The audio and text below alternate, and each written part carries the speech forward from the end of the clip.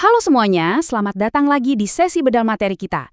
Hari ini, kita bakal bongkar habis sebuah sistem pendidikan transformatif yang menurut saya benar-benar luar biasa.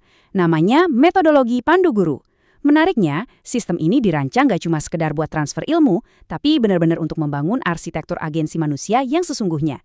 Jadi, kita bakal lihat gimana sih sebuah sistem bisa mendidik seseorang untuk pegang kendali penuh atas hidupnya sendiri, dengan integritas yang utuh.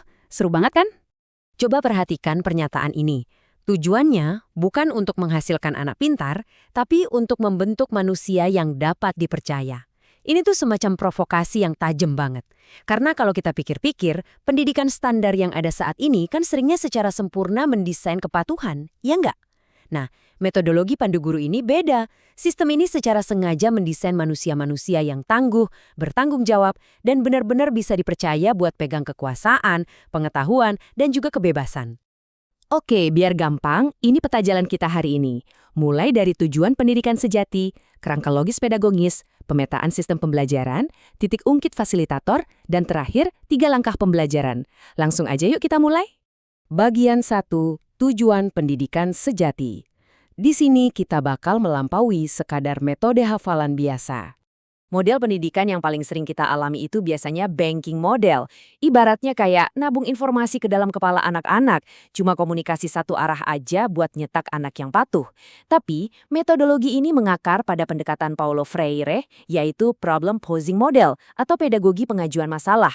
Tujuan akhirnya jelas banget, membentuk manusia yang mampu membaca realitas dengan jernih, berani bertindak di tengah ketidakpastian, dan pastinya berani ambil tanggung jawab. Ini tuh pergeseran radikal banget dari kepatuhan buta menuju kesadaran kritis yang sesungguhnya. Masuk ke bagian 2, kerangka logis pedagogis. Ini dia, triad inti yang jadi sistem operasinya. Nah, yang bikin sistem ini benar-benar menarik tuh ada di 3 fondasi utamanya. Bayangin ruang kelas sebagai ekosistem hidup yang diikat sama 3 hal ini.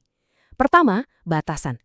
Ini soal mengakui bahwa di dunia nyata itu selalu ada batas, waktu, aturan, dan sumber daya. Kedua, konsekuensi. Pemahaman bahwa setiap keputusan punya dampak konkret yang benar-benar bisa dilacak. Dan ketiga, pilihan mandiri. Artinya, bebas ambil keputusan sendiri, tapi ya dengan kesiapan penuh buat nanggung apapun hasilnya nanti. Biar kerangka logis ini lebih kebayang praktiknya, coba kita lihat contoh skenario ini. Untuk batasan, bayangin aja kita menyederhanakan modul kelas yang harusnya 2 jam, jadi fokus ke satu mantra pribadi aja karena waktu mepet. Dampaknya, tindakannya jadi sangat realistis dan terukur. Terus untuk konsekuensi, bayangin seorang guru yang sengaja nahan diri buat ngasih solusi instan. Proses di kelas mungkin kerasa lebih lambat, tapi dampaknya luar biasa. Kemandirian siswanya meroket. Dan untuk pilihan, ini tuh ibaratnya keberanian nolak kerjaan bergaji tinggi demi ngebangun proyek idealis. Keputusan yang merdeka, tapi sadar betul sama biaya finansial dan sosial yang harus dibayar. Lanjut ke bagian 3, memetakan sistem pembelajaran. Kita bakal lihat siklus perkembangannya nih. Ini tuh semacam diagram putaran kausalitas yang secara brilian nunjukin gimana proses belajar bekerja di dunia nyata. Kalau di sains ada stem spine, nah ini aplikasinya di realitas sosial. Jadi di hari pertama, kamu ambil tindakan sadar. Di minggu pertama, tindakan itu bakal memicu dampak langsung dan umpan balik. Terus, di bulan pertama, hal itu bakal bergulir jadi konsekuensi sistemik jangka panjang. Pembelajar tuh udah dilatih dari awal buat bisa ngelihat putaran sebab akibat ini dan paham siapa yang pada akhirnya bakal nanggung resiko dari setiap keputusan. Tapi, ya, ekspektasi ini jelas harus disesuaikan sama tahap perkembangan umurnya. Untuk anak usia 12-14 tahun, fokusnya ada di empati. Pertanyaannya simpel, siapa sih yang terdampak? Nanti di usia 15-16 tahun, empati itu berevolusi jadi sensibilitas moral. Apa nih yang lagi dipertaruhkan secara etis? Baru deh puncaknya di usia 17-18 tahun, mereka benar-benar siap buat tanggung jawab yang utuh dengan pertanyaan, apa yang aku pilih dengan sadar penuh akan biayanya.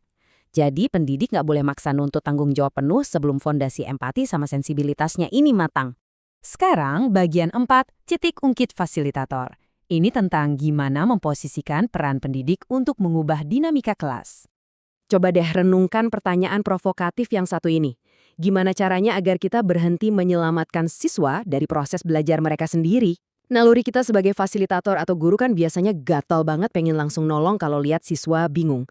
Padahal ya, justru kebingungan dan rasa frustrasi kecil itulah ruang di mana proses berpikir yang sesungguhnya lagi terjadi.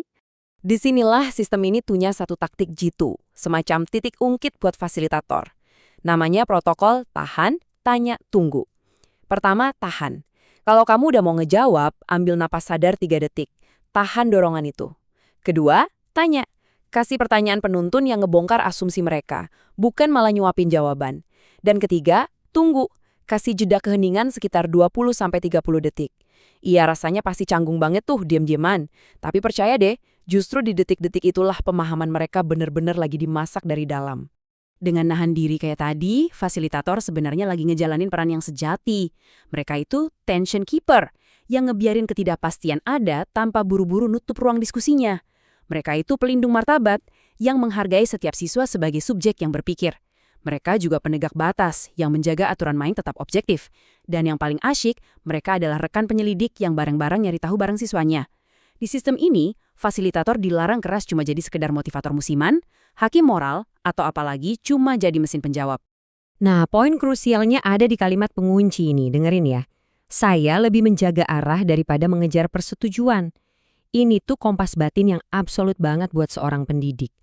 Pas lagi ngadepin tekanan, entah dari orang tua yang minta hasil instan atau dari sistem sekolah yang cuma peduli nilai angka, fasilitator harus berani menolak semua tuntutan yang melenceng dari tujuan utama ngebentuk manusia utuh. Biarpun itu bikin mereka jadi nggak populer. Terakhir nih, bagian 5, 3 langkah pembelajaran. Kita lihat ritme siklus kurikulumnya. Jadi, setiap modul, tiap proyek, itu bergeraknya dalam satu ritme yang disebut siklus jejak juang. Nggak ada tuh cerita teori yang jalan sendiri putus dari praktek. Semuanya mengalir lewat 3 langkah yang berkesinambungan ini. Pandu diri, laku diri, dan mawas diri.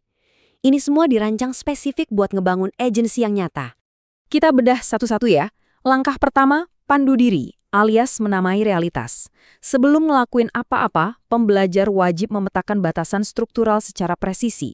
Mereka harus ngecek batas teknis, moral, dan nulis semua potensi resiko sama mitigasinya. Gak cuman itu, mereka bahkan harus tahu siapa aja aktor-aktornya dan gimana struktur kuasa yang ada di lapangan. Realitas itu nggak boleh diabaikan, tapi harus dibaca secara utuh sebelum mereka ngambil satu langkah pun. Lanjut ke langkah kedua, laku dukri. Ini waktunya aksi nyata. Dunia itu diubah jadi laboratorium betulan. Mereka bikin solusi konkret dan langsung diuji lewat eksperimen terukur. Di fase ini, stigma tentang kegagalan itu benar-benar dihapus. Kalau gagal ya gagal aja, itu murni jadi data buat bahan evaluasi. Dari situ, mereka bisa bikin keputusan sadar, mau mendesain ulang idenya, atau malah tegas menolak pilihan yang nggak sejalan sama nilai yang mereka pegang. Dan sampailah kita di langkah ketiga, mawas diri. Ini momen krusial tempat aksi dan refleksi akhirnya menyatu. Setiap hari, peserta didik dibiasakan buat ambil waktu 10-15 menit buat hening dan refleksi. Mereka ngebongkar asumsi-asumsi tersembunyi dari apa yang udah mereka lakuin. Lewat dialog, mereka ditantang buat secara terbuka, berani ngakui konsekuensi dari pilihan mereka. Dialog di sini tuh bukan buat adu pintar atau debat ya, tapi murni untuk ningkatin dan menggeser kesadaran mereka sendiri. Sebagai penutup sesi bedah materi kita kali ini, mari kita renungkan tujuan akhir ini. Semua yang kita bahas tadi, kerangka logisnya, putaran kausalitasnya, titik ungkit fasilitator, sampai ke ritme 3 langkahnya, itu semua eksis buat satu alasan utama. Membentuk manusia yang bisa dipercaya buat pegang kuasa, pengetahuan, dan kebebasan. Ini nyisain satu pertanyaan besar buat kita semua. Sejauh mana sih cara kita belajar dan mendidik selama ini benar-benar nyiapin kita buat pegang kebebasan dengan penuh tanggung jawab dan bukan cuma sekedar nyetak kita jadi orang yang patuh perintah? Wah, ini bahan renungan yang luar biasa ya.